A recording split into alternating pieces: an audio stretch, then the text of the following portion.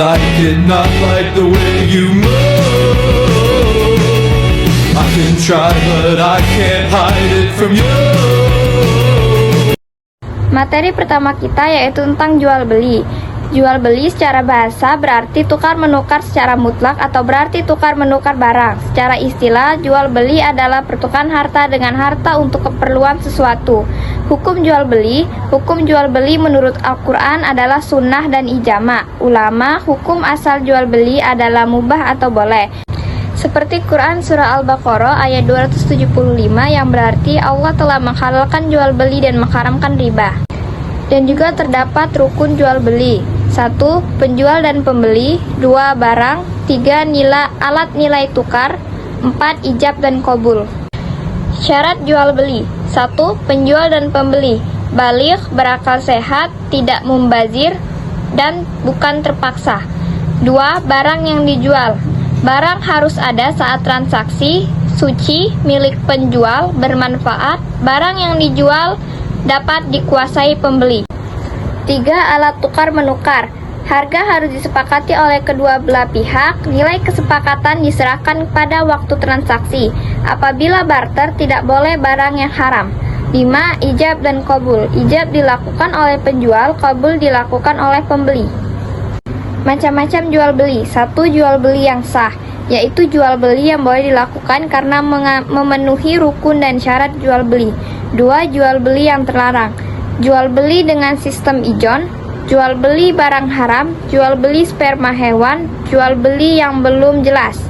3. Jual beli yang sah tapi dilarang, yaitu jual beli saat khutbah Jumat, jual beli.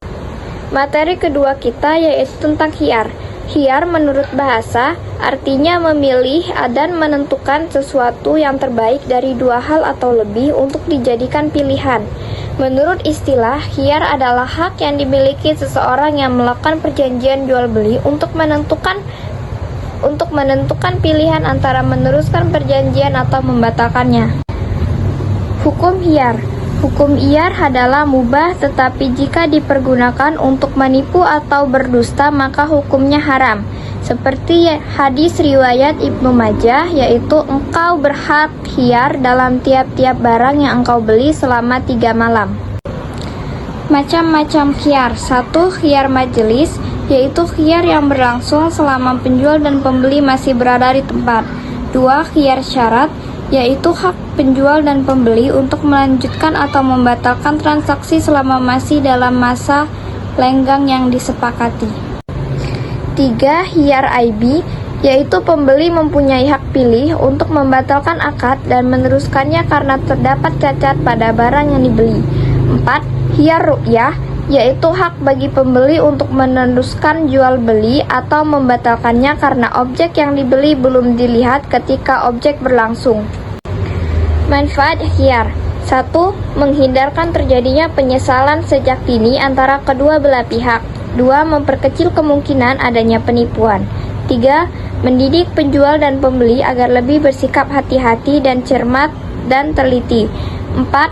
Menguatkan sikap toleran antara penjual dan pembeli.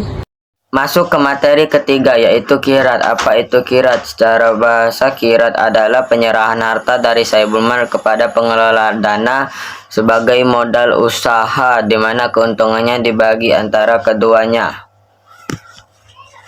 Secara istilah kirat adalah pemberian modal dari seseorang kepada orang lain sebagai modal usaha dengan harapan memperoleh keuntungan yang akan dibagi sesuai dengan perjanjian.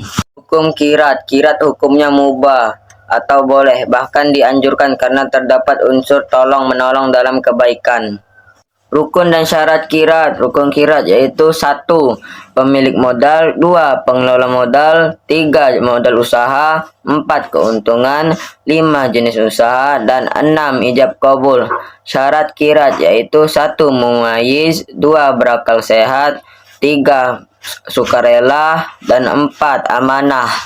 Larangan dan manfaat kirat. Larangan kirat yaitu 1. Melanggar perjanjian, 2. Menggunakan modal usaha untuk diri sendiri, 3. Menghambur-hamburkan modal usaha, dan 4. Menggunakan modal usaha untuk perdagangan yang haram.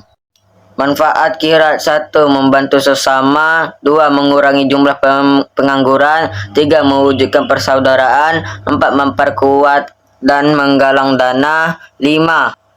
Memberikan pertolongan kepada sesama manusia. 6. Mewujudkan masyarakat yang tertib. Bentuk kirat. A. Kirat sederhana. Kirat sederhana adalah praktik bagi hasil yang dilakukan oleh orang perorangan.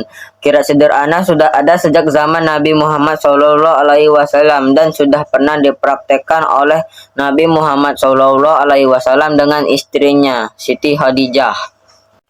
B. Kirat modern, praktik yang dilakukan oleh lembaga keuangan seperti bank syariah. Bank syariah akan menjalankan uang nasabah dan menyimpan dana dalam bentuk kirat untuk dikelola, dan keuntungannya akan dibagi hasilkan oleh kedua belah pihak. Ketentuan kirat: 1. Pemilik modal harus mempunyai kepercayaan. 2. Pemilik dan pengelola modal harus jujur. 3. Perjanjian antara pemilik dan pengelola modal harus dibuat dengan jelas. 4. Jika terjadi kehilangan atau kerusakan di luar kesengajaan pengelola, hendaknya ditanggung oleh pemilik modal. Sementara jika dilakukan secara sengaja, maka ditanggung oleh pengelola modal. Dari keempat, mengenai riba. Riba secara bahasa berarti tambahan atau kelebihan, sedangkan secara istilah berarti kelebihan atau tambahan pembayaran dalam utang piutang atau jual beli yang disyaratkan sebelumnya bagi salah satu dari pihak yang lain membuat perjanjian. Hukum riba. Hukum riba adalah haram. Surat Al-Baqarah ayat 275 yang berbunyi wa ahallallahul bai'a wa harrama riba, yang artinya Allah telah menghalalkan jual beli dan mengharamkan riba. Jenis-jenis riba. Riba fadli, yaitu tukar menukar dua buah barang yang sama jenisnya namun tidak sama ukurannya. Riba kordi, yaitu meminjamkan sesuatu dengan syarat ada keuntungan atau tambahan dari orang yang dihutangi. Ribayat, yaitu riba yang terjadi pada jual beli atau pertukaran yang disertai penundaan serah terima kedua bayang yang ditukarkan. Riba nasiah, yaitu jual beli yang pembayarannya disyaratkan lebih oleh penjual dengan dilambatkan. Disco plays our tune. There's nothing like it, not like the way you move.